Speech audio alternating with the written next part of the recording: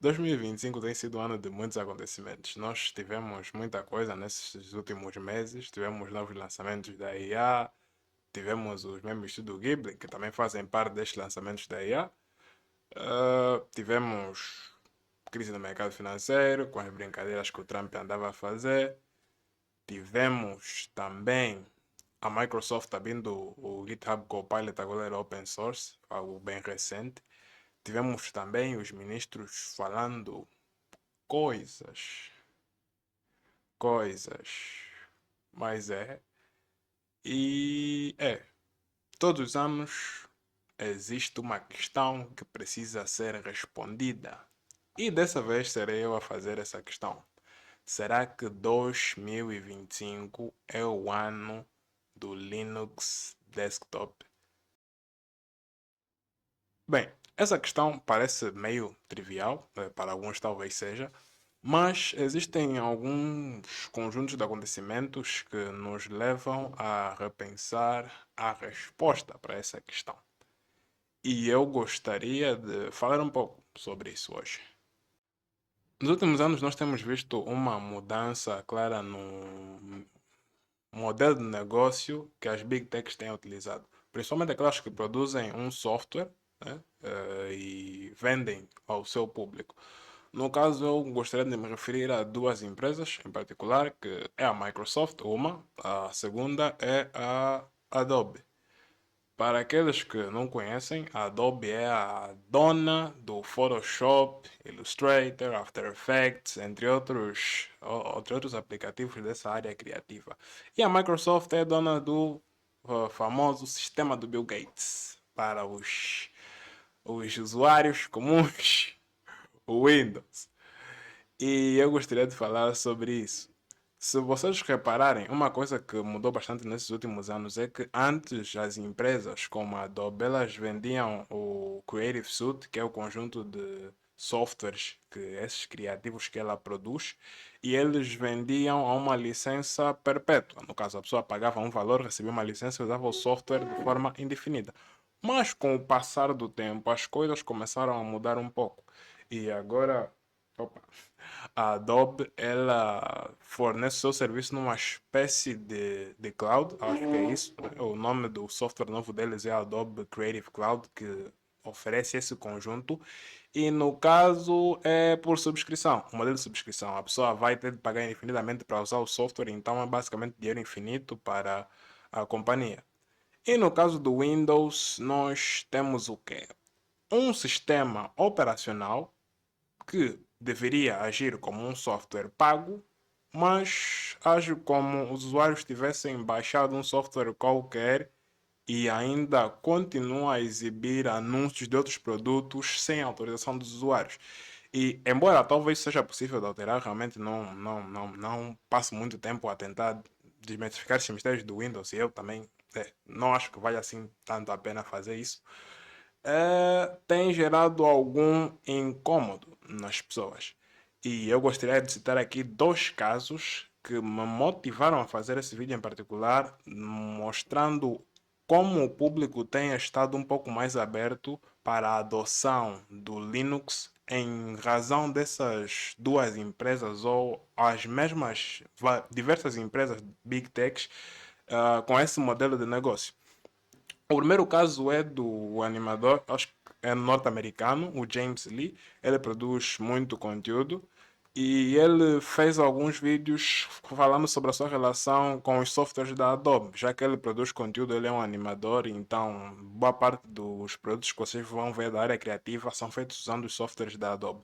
Mas essa mudança recente no modelo de negócios deles, ou da Adobe, começou a criar diversos problemas com os criadores, né, de conteúdo e existe todo um conceito de pipeline de produção que precisa ser alterado quando a pessoa desiste de usar certo software, porque a pessoa já está acostumada, já sabe todos os truques daquele software. E foi exatamente isso que aconteceu. Esse animador, ele cortou os laços que ele tinha com a Adobe, inclusive ele fez um vídeo, uma animação, só explicando detalhes de como é que ele fez esse processo. E depois de ele ter feito essa mudança ele passou a utilizar softwares open source, alguns pelo menos. E como alternativa a boa parte do software de edição, ele passou a usar o DaVinci Resolve, que por coincidência ou não funciona no Linux. E uma parte do vídeo explica exatamente que uma das coisas pela qual ele não conseguiria mudar para outro sistema era que ele estava preso aos produtos da Adobe. E é exatamente por isso que muita gente fica presa a sistemas como Windows, porque eles não têm uma alternativa que lhes permita executar os mesmos softwares em outro sistema operacional, no caso o Linux. Mas as coisas têm mudado um pouco, já que uma vez que a pessoa consegue mudar, por exemplo, a sua pipeline de produção para, tipo, para conteúdo, ela basicamente fica livre para usar qualquer programa, já que se o programa tem uma alternativa para o Linux, não existe um bom motivo para eu ficar no Windows. E foi exatamente o que ele fez. E o outro caso é muito mais famoso e repercutiu bastante, bastante mesmo, que é o do YouTuber, um dos maiores YouTubers do mundo, já foi o maior do mundo, que é o PewDiePie.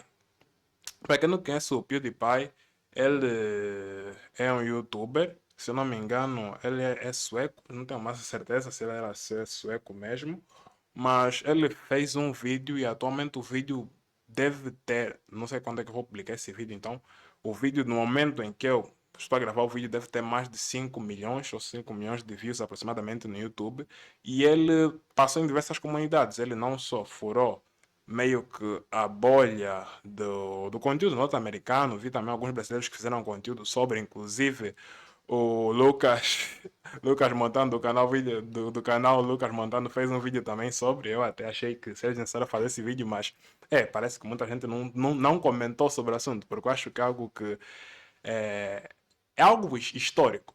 Porque nós estamos a ver grandes nomes vamos dizer, da indústria da produção de conteúdo a migrarem para outro sistema, já que como ele era um youtuber que focava principalmente em fazer lives de videojogos, ele era basicamente preso ao Windows, ou estava preso ao Windows. Até que a Valve, dona da maior plataforma de jogos para computador ou desktop do mundo, ela decide criar uma iniciativa que é o SteamOS, que é um Linux customizado baseado em Arc e nesse mesmo Linux, usando o Wine como uma das camadas que fica por baixo para a tradução de alguns dos softwares, né, que funcionam no Windows, é possível fazer com que programas do Windows rodem no Linux, inclusive alguns com maior performance, o que é assustador de se pensar que alguém conseguiu desenvolver uma coisa dessas.